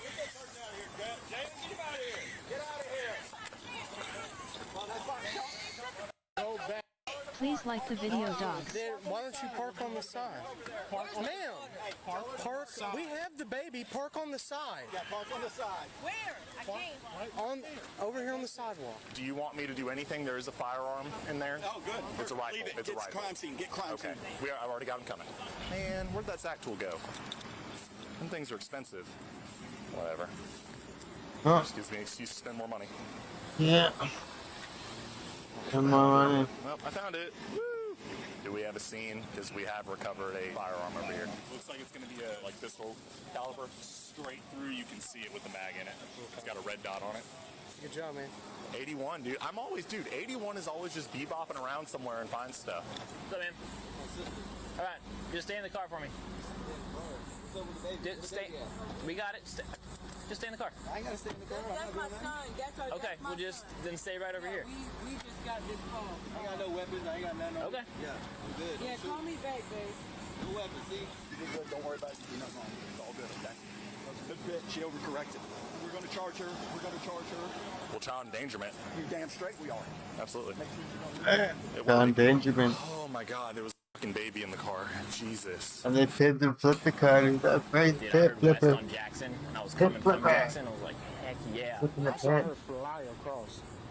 I got some sauce Someone down. called around S and Lloyd, so the people getting shot at didn't call, so it could be anywhere in a couple of block radius. But dispatch heard the shooting. So, we got the rifle, and it's a car. Hiker. Finds a dead body, I guess. He's hiking and finds a body. Her husband's hiking and he found a dead body. Oh, starting torso and head, and there's a bunch of other bones around it. A hiker exploring an area off-trail gets far more than It's he so much bargained for adrenaline when he before he stumbles died. upon human remains at the Yeah. White Tank Mountain Regional Park. The following is based on official police records released to date, and the footage has never been seen before until now. In November 2024, a hiker goes off-trail while looking for petroglyphs in the White Tank Mountains of Arizona. Instead of Yeah, the ancient Arizona. symbols, however, It's he not one discovers place you something want to ram far more crumble. unsettling. All right, just stay put because I got Fuck your coordinates. Arizona. It's very close to where I am, but I'm like directly above where the body is. But it's a very steep ravine, so I'm like 500 feet or maybe 200 feet above it. Okay. If I go back down there, I'll lose coverage. But this is as close as I can get and still have coverage. And I can take a snapshot of a pinpoint on a map, or maybe I can send that to you now. Struggling to access stable reception, the hiker climbs higher and sends his gotta get GPS that coordinates Starlink, and dog. a photo of his location to Yeah, the bring a little Maricopa Starlink Sheriff's with you, dog. Office. Deputies Holy. are able to get near the spot, but And the a off-trail fucking photo route is deemed generator and a too fucking hazardous to Starlink reach on satellite, foot. dog. Are you still up on the hill? I am. Of the the am? generator's Okay. link Alrighty. We might have the helicopter for the come Star out there, Raider, the kind of see Star the Jenny, area and get the Star obviously one of Generator. us to Oh, that that'd be area. sick, dude. So A Starlink with a built-in generator. inaccessible. I mean, The it's Star about as Jenny. inaccessible as you can get. It'd be like a 3-hour trip to come up here. So I see that you came in, and I see the Waterfall Canyon Road. Okay. So where did you park? Actually at the Mesquite Trailhead. I'm actually off trail in an area directly above the waterfall trail because the trail ends at the waterfall. 3 deputies land near the scene and meet the hiker. He directs them to human remains appearing to be in an advanced state of decomposition, with bone fragments strewn across the ravine. The hiker tells the sheriff's office that environmental factors could have altered the state of the remains, a theory that deputies on site appear to agree with. This is like beyond repair. It is like, I don't. Been there for a while. But there's clothes, it's a torso and a head, and there's a bunch of other bones around it. And there's a bunch of other stuff. Other bone, like there's some more bones, like some legs and stuff. When you think about, you wouldn't have hiked this a few months ago, because it was so hot. Right. People get disoriented. That's right. And where it is, like any time, whenever it rained last, it would have washed this away, I think. The first thing that you'd think is they jumped off the cliff, but they're not really right at where the cliff would be. So, like, if an animal brought them over here, or if the water wouldn't really take them to where they are. I would say disturbed by animals, the way that it's separated, you think, or? Yeah, it's definitely something. There's some, like, bird feathers off to your hard left. Yeah. I don't know if that's human hair? The big old pile? Yeah. I don't know. What is this? What is it? This is a pile of shit. It looks like a piece of clothing is in there. In the plant. I found more bones. Oh, look, the bones come out all the way over here. That's a graveyard. No, I could smell the remains. Yep. It smells like... Interesting. Like that, The guy was right, though. This is not a big body at all. Yeah, but look at the size of the rib cage, the size of the head. Oh, no, this is definitely human hair. Oh, well, at least that doesn't look like animal fur. Even the big clumps up here. Yeah, it's probably just long hair like it was a woman. Oh, found more bones. Huh. Wait, this is weird because how the heck would bones get into here? Animals. Drag it into this hole? A kneecap? You know, they're small animals too, right? As deputies continue investigating the area, they spot something even stranger than the state in which the human remains were found. Did you see this? Not yet. It's like a little foreign, there's like drawings. That looks like it's just a charcoal stick and someone put a cross there. That's weird. Like, you see that grass bed? No. It's almost like they got lost and tried to survive.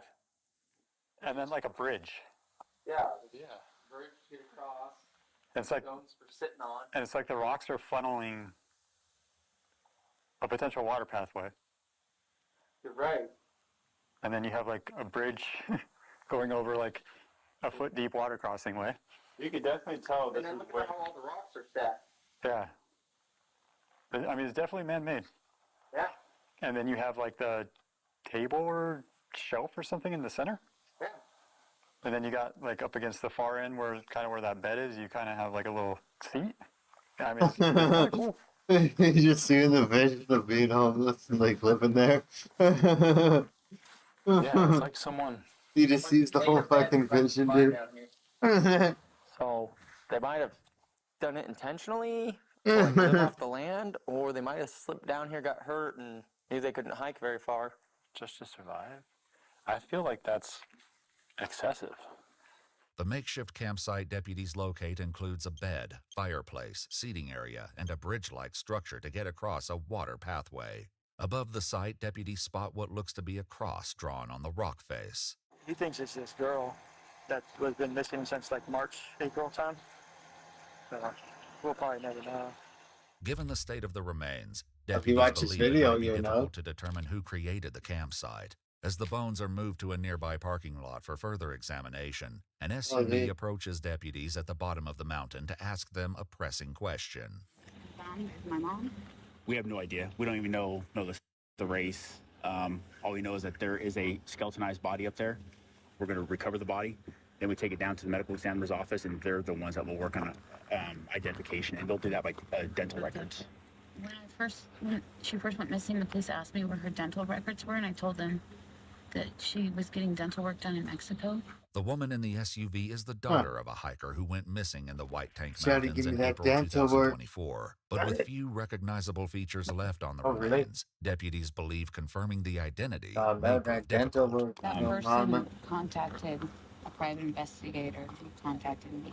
Oh, gotcha. Okay. And that person, the hiker, said that the person was wearing a floral shirt. From the photos I saw, I couldn't make out any shirt. There's clothing there, but it's so dirty and worn out, I couldn't tell you what it was, no. That picture of her right there, I mean, I'm sure you've seen pictures of her, but her smile's very distinct. She has really big gap teeth. And then she has two missing bottom teeth where she wore like a flapper that could come in and out. Obviously, we can't say for sure until Can't they tell do she's a the skeleton. comparison. We can't tell if it's a guy or a girl, if it's a mom. So that's going to depend if there's bone marrow inside the bone still. Depends on how long they've been out We there. have no fucking clue. It's a skeleton. Yeah, from the photos, there's no hair at all. While in the helicopter, It's a skeleton, the lady. I'm not sure what you don't unusual understand. above the ravine where the remains were found. Yeah. They decide to climb up to investigate and soon locate several personal items on the trail above the campsite. Hey, I found it. This empty water bottle.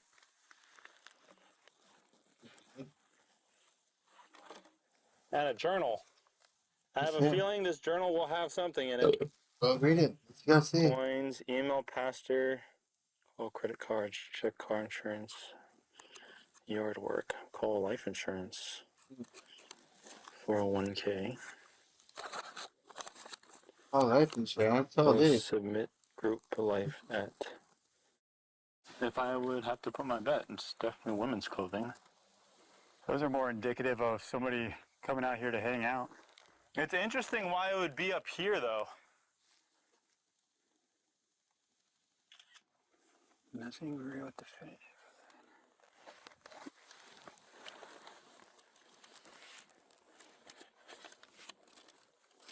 What interesting items to have on a hike. Is there a Bible? Or There is a books? Bible up there. There is a white hat up there. I don't know if she wears a hat, and there's Looks like sun hats sometimes with a longer. and then there's sandals up there. So The person that thought they saw her last said that she was carrying a backpack and a really large water bottle. there is a water bottle up there, but it's not like one of those. It's one of those hard plastic, like refillable, reusable Is it like, ones. well, Detective Mogul went and got the surveillance of my mom the day before she went missing, and she went into Ross and bought a new big plastic water bottle. Okay. She said that it was really distinct. The missing hiker's daughter recounts that while detectives in the sheriff's office were trying to locate her mother back in April, a witness came forward claiming to have seen her the day she disappeared. We both did question that witness that saw her on Mesquite Trail the day that she went missing. Sheriff's Department said that witness sounded credible, and then later on they thought maybe not as much, and then Mogul brought her out here and took her on the trail. I'm just following this little game trail here. Yeah, I don't want to get caught up here at dark. Interesting. This trail is like pretty worn. Yeah, because it stops right there. So Mine's it's just gonna right max lick you of up rock. and pretty Yeah, warm. because right after this rock outcropping right here, it gets pretty narrow. Yeah. I mean, and then after that next rock outcropping, you're basically bouldering. You're shimmying over the ledge. By the time they make positive confirmation, and at that point you'll be notified if it does happen to be your mother up there. But from talking with Phoenix PD, they're not quite sure if it would be, because it's so remote that we have to get hoisted in by a helicopter. From my understanding, I guess she had some hip issues or medical stuff going on, so they're not sure if she would have been able to hike all the way up into where it's at, because there's no trails or nothing like that. It's very steep cliffs. Despite following the witness along the Mesquite Trail, detectives were unable to locate Amber at the time, and deputies expressed doubt that she could have reached such a remote location. The end of the trail shows signs that other hikers had passed through the area, but evidently none of them reported finding the campsite or the personal belongings above it. Was there anything suspicious regarding her going missing, that you're aware of, or is it just a missing person? It was just a missing person. Okay. There was, I think called off the search thinking it might be foul play, and they investigated for a couple months, and then they said we found no foul play. Okay. And we think she's on the mountain. We're gonna get back to the sheriff's department. A medical examiner would eventually identify the remains using dental records as belonging to 52-year-old Amber Barnett, the missing hiker from April 2024. According to Amber's missing person report, this was not the first time she had gone missing. The report further states she had a history of mental health issues, but Amber's family says she had been facing multiple personal challenges in the months leading up to her disappearance. Further thinks that she came out here to go on a 40-day fast for spiritual reasons. So maybe she was she had been fasting.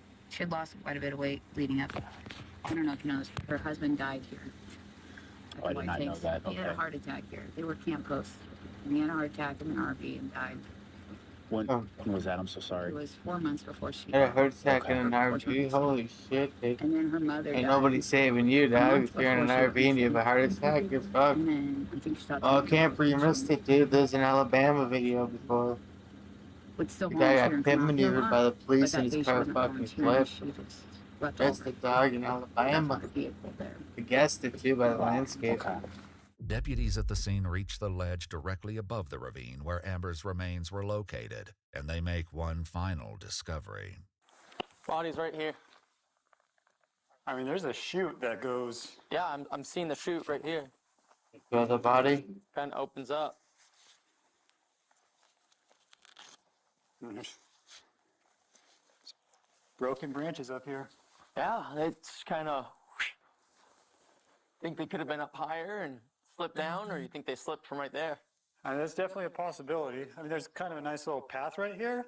It's all rock, so I can't tell how much it's been traveled or anything like that. But if somebody was walking right there and then slipped, that's a big enough fall for them to suffer enough injury to be immobilized and have to stay here for longer than they wanted. In the realm of possibilities, I would definitely say plausible. Well, that's kind of my concern. Is did they fall and they've been surviving down here for a little bit, and that's the reason they didn't hike out, is because they were too hurt to hike out. Yeah, and they were basically just crawling, putting rocks up. I mean, it's definitely doable. Especially with the will to live. Based on police records released to date, Amber Barnett's official cause of death remains undetermined. And while deputies from the sheriff's office noted signs of an accidental fall and an attempt to survive out in the mountains, the circumstances surrounding Amber's final moments remain unclear. It's cut up into pieces. What do you mean? Uber driver babysits two toddlers for 2 hours after mom vanishes. Okay. This is really rare. Sunrise, Florida. What's The sun never rises. going on? Good evening. I'm Uber driver. So a request. I took the lady with the With her the two children. kids? Yes. From where? Right here. In Tamarack? I don't know exactly the address really. But on the other, Yeah. not over here, but No. Because across commercial. Hopefully he's the camera in the car, dude. You need a fucking dash camera in the car. What's up, And guys? if you're an Uber driver, you need a dash camera inside your car so you can get content. The address. Going. No, the GPS at the left. No, at the right. No, please, lady. You are wrong. Please.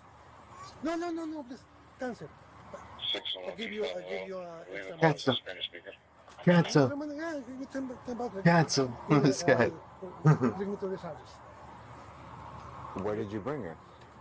On myself. Where is she? She went to, I don't know, she was walking over there. I think all is well. Something like that. That's what she is. Over there? Yeah, over there, between the cars. I was calling her. She answered me, okay, I'm back, I'm coming. Also, look, wait a minute. How many calls? 12 calls. What does she look like? Who the fuck's honking? It's a petite girls, Okay. like a Spanish. Okay. Spanish people have the dresses like a brown one beige. Okay. But so also I send a message. You said like a brown one beige. People have the dresses like a brown one beige. Okay. The brown one beige. So That's also what I she was send a wearing. message Not her. And you've been here for how long? A brown one More than beige. 2 hours. Right here. Like Yes. shit I brown. don't She know said because shit brown. Yeah, you have. Diarrhea When brown. you come to pick up your children, they asking for you. I send the because she is wrong. I think maybe she don't know where. Yeah. Emily, I call the police. I have to leave. Please answer the phone. Nothing. Nothing. Look. And you saw her walk this way. Yeah, walk this way. In the park behind the trucks. How the fuck's the car honking? Why is the kid honking her where you saw car? her. Yeah, I think that way. yes. And Get the kid off the fucking steering wheel. I draw for this. Why is the kid on the fucking steering wheel, dude? What the fuck's going on here? What a shit show, dude. Why the fuck is the kid in the Uber's car? So the Uber picked up the mom and the mom left the kids. And now the kid's in the fucking front seat honking the horn. You Holy said you shit, think she was drunk? Excuse me. Okay. Give me What's up, guys? She let it smell. It's wrong. Okay. Rum. I know rum. I saw it. I love rum. Usually on my day off, I drink a lot of rum. It's rum. Yeah. There's no coke in there. It's all rum. It's not a coke in rum. It's just all rum. Oh, no, please. Cancel.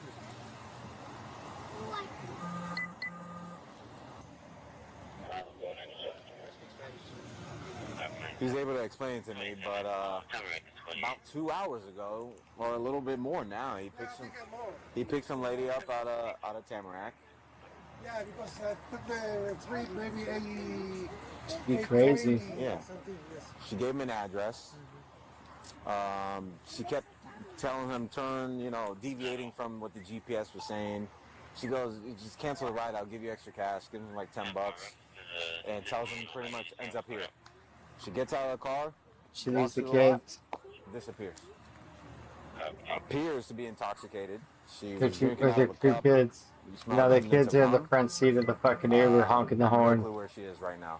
Just left the kids. Goddamn shit Obviously, show. She doesn't know this gentleman. He's just an Uber driver, and walked off. So he said he does not block the kids. Yeah, but she stopped answering. Yes. That's the problem. Let's hit this hard. She's got to be somewhere in here. She's walked in and he was like, what am I gonna do? Like, I got the kids. He says he drove over, didn't see anybody. He's like calling her. She was initially answering. What a dumb mom. And stopped answering. But he's like, he was telling her, like, you're drunk. What a stupid fucking mother. With multiple kids too. Yeah. Holy. What a fucking shit show, dude. Like a plaza with bars and. Yeah. So start I'm not gonna game plan, but canvas. Yeah. Start canvassing. Take it by sectors and figure out what we got.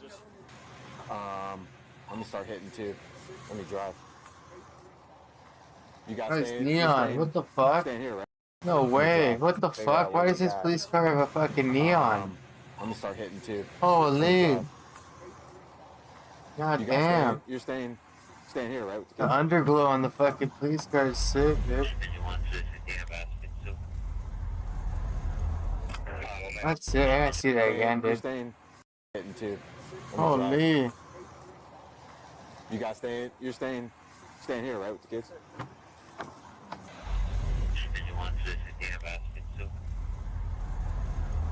I just sick up here to get to your car and underglow. 10-4. You can't get it lowered if you get an underglow because you'll hit a speed bump and fucking shatter the lights. Do you have 2 kids? Were you just in an Uber with your 2 kids? Yeah, 5. I'm through 5 with her, just east of the McDonald's in the Publix Plaza off Knock Hill and Commercial. Just do me a favor, sit down there. Sit down. Because you just left your kids with an Uber, and we're all over town looking for you. It doesn't matter. Do me a favor and sit down. My phone died. What's in the backpack? Any weapons or anything like that? Okay, do me a favor, take it off and just set it to the side.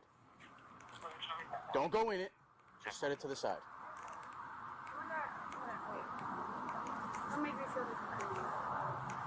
You left your kids for 2 hours. Oh my god. It's been over 2 hours. Do you know where you left them at? Where did you leave them at? Where were you going? Huh? So you were just gonna leave the Uber and walk home? Not walk home, but my situation is like a little bit complicated. I understand that, but your number 1 priority should be your You kids. should have dumped your kids off with someone else. Situation's complicated. Holy shit. I'm here. I'm sorry. I will cooperate, whatever it is, what it is. My bad, I'm sorry. You're crazy, lady. It's crazy. What's your name? It's her. My name's Emily. How you doing? Yeah, it's her. Where's my What's going on? I don't have a car. Okay. We're 25. Damn. I like to be honest, bro. Like, it is what it is. I don't Talk have a to car. us. My kids were with me earlier. I got a ride. They did karate over here. Holy. The ride was waiting for me. And I'm here now. So where are your kids? With the Uber. Is there any reason why you just left them? I didn't leave them. They left me. So explain to me. So your kids were They're at just karate too here. slow. From here, I you didn't guys leave got them. to They're Uber. just too slow. They didn't keep up Do you to me. remember what color was the car? What do you remember the? They did box out karate car, and they white said they're car? tired. No, listen, like, I get a whole bunch of Ubers, lifts, all the Okay, so you guys leave here in the Uber. Huh. Where was the destination from here? What a weird ass feeling. Did you at any point tell the Uber driver to go somewhere else, a different route? My phone Phone died. died. Okay, but that's not answering Like my girls' question. defense. At any Oh, I'll take a break. I'm gonna stream tonight. I work tomorrow. See you guys later.